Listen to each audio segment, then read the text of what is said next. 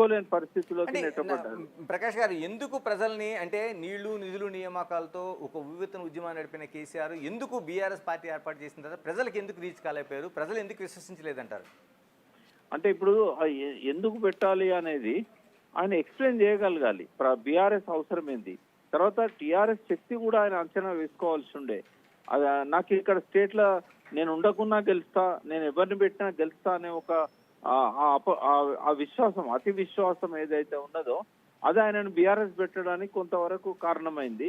BRS విషయంలో కూడా TRS లో ఉన్న మొదటి నుంచి ఉన్న వాళ్ళను ఎవరిని కూడా ఆయన విశ్వాసంలోకి తీసుకోకుండా ఆయన చుట్టూ ఉన్న కొంతమందితోని ఆయన సలహాలు తీసుకొని ఆ బీఆర్ఎస్ పెట్టాడు. సరే, మేము కూడా అనుకున్నాం దేశ రాజకీయాలలో ఒక కీలకమైన పరిణామం ఇది, ఒక థర్డ్ ఫోర్స్ అనేది ఎవాల్వ్ కావాలి. బట్ పరిస్థితులు ఇప్పుడు అనుకూలంగా లేకున్నా ఆయన ఏదైనా, ఎందుకంటే గతంలో ఆయన 63 నుంచి 88 సీట్లకు పోయాడు. అధికారంలోకి ఎట్లయినా వస్తాడు కావచ్చు అనే నమ్మకం మాకు కూడా ఉండే.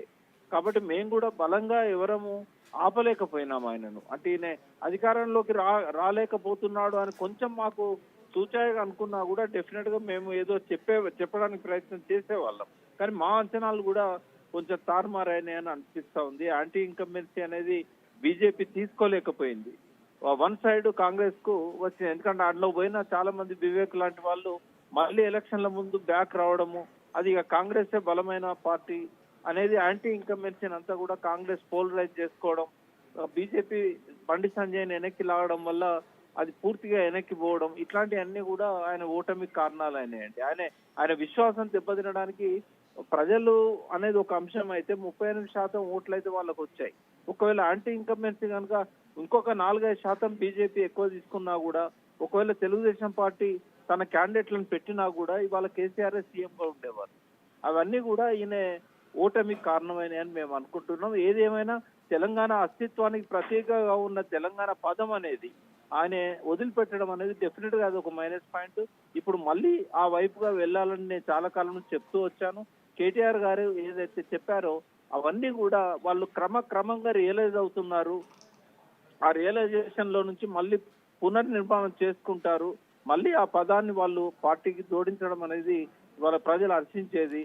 ఒకవేళ వాళ్ళు చేయకపోతే కవిత లాంటి వాళ్ళు ఆ పేరుతో ముందుకు వచ్చినట్టయితే మరింత పార్టీకి విచ్ఛిన్నం జరుగుతుంది అనేది మా అందరి అభిప్రాయం. కరెక్టే. అంటే ఇప్పుడు కేటీఆర్ అయితే రియలైజ్ అయ్యారు. ఇదే విషయాన్ని కేసీఆర్ కూడా రియలైజ్ అయ్యే అవకాశం ఉందా, లేకపోతే కేటీఆర్ చెప్పిన ఇప్పుడు మాటలనేవి టాప్ టు బాటం జరుగుతున్న చర్చగా అనుకోవాలా, లేకపోతే కేటీఆర్ చెప్తున్న కేవలం ఆయన ప్రజల్లో తిరుగుతున్నారు కాబట్టి ఆ మనోభావాన్ని ఆయన బయటికి తీసుకొచ్చారు అనుకోవాలా? అంటే ఇప్పుడు కేసీఆర్ గారు పట్టుదలతో ఏం లేరు. అంటే ఆయన వద్దని లేదు, కావాలని లేదు. మా కొంతమంది సూచన చేస్తాం మళ్ళీ బ్యాక్ టు టీఆర్ఎస్ బెటర్ అండి, దేశ రాజకీయాల్లో మనం అడుగు పెట్టే పరిస్థితి లేదు, ఇప్పుడు ఆ వెసులుబాటు మనకు లేదు అని చెప్పినప్పుడు ఆయన వద్దని లేదు, ఆయన కావాలని లేదు. కాకపోతే ఇప్పుడు కేటీఆర్ గారు ఇంతకాలం దాని మీద స్పందించకుండా ఇప్పుడు ఆ మాట అన్నారు అని అంటే ఒక అండర్స్టాండింగ్ వచ్చే ఉంటారు. అండర్స్టాండింగ్ రాకుండా ఆయన బయట మాట్లాడే అవకాశం అయితే లేదు. కాబట్టి కేసీఆర్ గారు బహుశా అంగీకరించి ఉండొచ్చు అనేది మనం కేటీఆర్ గారి మాటల ద్వారా మనం గ్రహించాల్సిన అవసరం ఉంటుంది. అంటే దీన్ని ఎలా తీసుకుంటారండి? అటు పార్టీ కావచ్చు, లేకపోతే ప్రజలు కావచ్చు, లేకపోతే మిగతా రాజకీయ పక్షాలు కావచ్చు, వెనకడుగు వేసినట్టు అనుకుంటారా, లేకపోతే ఇదేనా కరెక్ట్ డెసిషన్ అనుకునేలా కనిపిస్తుందా? తప్పేం లేదు వెనకడుగు వేస్తే. ఇప్పుడు 2 అడుగులు జంప్ చేయాలన్నప్పుడు 1 అడుగు వెనక్కేసి జంప్ చేయడానికి ఆ భూమిని సపోర్ట్ గా తీసుకుంటారు. కాబట్టి 1 అడుగు వెనక్కి 2 అడుగులు ముందుకు అనే లాగా ఈ డిసిషన్ ఇప్పుడు ఏ రాజకీయ నాయకుడు కానీ ఏ నాయకుడు కానీ వెనకడుగు వేయడాన్ని ఓటమిగా తీసుకోవాల్సిన అవసరం లేదు. అది ప్రిపరేషన్ గా తీసుకోవాలి. ముందు పోవడానికి ఒక ప్రిపరేషన్ గా మనం తీసుకోవాలి. ప్రతి పరాజయం కూడా విజయానికి ఒక మెట్టులాగా వాడుకోవాలి. కాబట్టి ఆ విఘ్నత కేటీఆర్ లో మనకు కనబడుతున్నది. కేసీఆర్ గారు వ్యతిరేకిస్తారని అయితే నేను అనుకోవట్లేదు. ఎలక్షన్ కమిషన్ కూడా వీళ్ళు ఒక అప్లికేషన్ పెడితే మళ్ళీ తప్పకుండా ఈ పేరు వాళ్ళకే రిజర్వ్ చేస్తుంది. ఇదే అంశాన్ని మీతో మాట్లాడదాం అనుకున్నాను. అంటే దాదాపుగా ఆ బీఆర్ఎస్ గా మార్చినప్పుడు అంటే 2022లో ఆ మార్పు చేసినప్పుడే ఒక 15 ఏళ్ల పాటు అంటే ఒక దశాబ్దన్నర పాటు మాకు ఉండాలనేది ఎన్నికల కమిషన్కు విజ్ఞప్తి చేశారు. ఆ విజ్ఞప్తి మేరకు ఇప్పటికీ టీఆర్ఎస్ అని ఒక రిజిస్ట్రేషన్ ఏదైతే ఉందో ఆ తెలంగాణ రాష్ట్ర సమితి అనే పార్టీ ఇంకా బీఆర్ఎస్గా ఉన్న పార్టీ వైపే ఉందని చెప్తున్నారు. ఇది సాధ్యమే అంటారా? ఎందుకంటే మీ దగ్గర నుంచి చూశారు కాబట్టి ఇవన్నీ.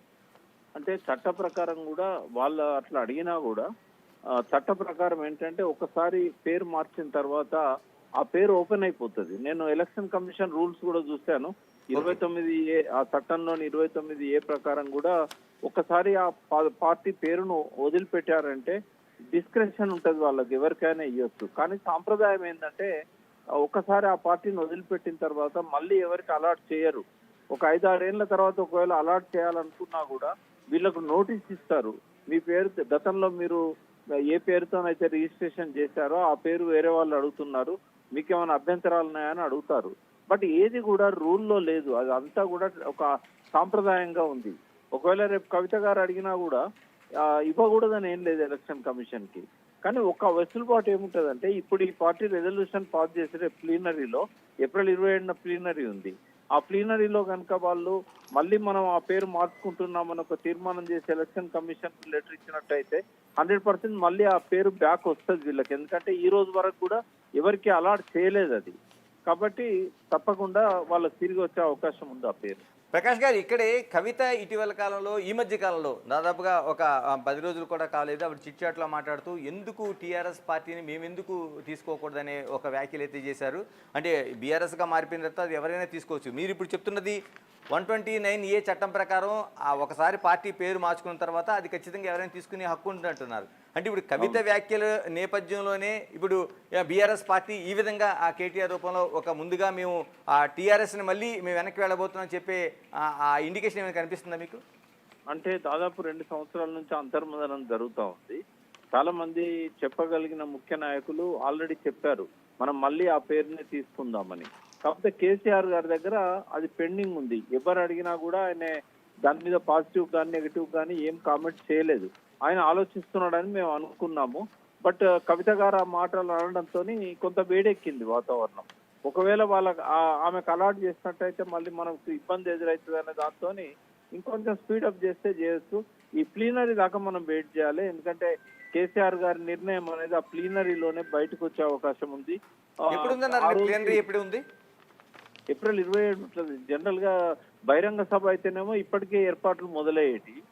మరి చాలా తక్కువ సమయం ఉంది, 15 రోజులే ఉంది. కాబట్టి ప్లీనరీ పోతారని నేను అనుకుంటున్నా. నాకేమీ కరెక్ట్ సమాచారం లేదు. ఒకవేళ ప్లీనరీ పెడితే మాత్రం తీర్మానం చేస్తారు వాళ్ళు మళ్ళీ టీఆర్ఎస్ పేరు తీసుకోవడానికి. ప్రకాష్ గారు, మీరు అనేక ఇంటర్వ్యూలోన బిగ్ టీవీ ఇచ్చిన ఇంటర్వ్యూలో కూడా మీరు ఒక కీలకమైన అంశాన్ని ఆ రోజున ప్రస్తావించారు. దశాబ్ద కాలంగా అధికారంలో ఉన్న బీఆర్ఎస్ పార్టీ, అంతకుముందు టీఆర్ఎస్ పార్టీ కార్యకర్తలకు దూరమైంది, నాయకుల మాటలు పక్కన పెడితే కార్యకర్తలకు దూరమైంది అనే విషయాన్ని చాలా వరకు మీరు ప్రస్తావించారు. ఇప్పుడు కేటీఆర్ కూడా అదే విషయాన్ని మళ్ళీ ప్రస్తావించారు.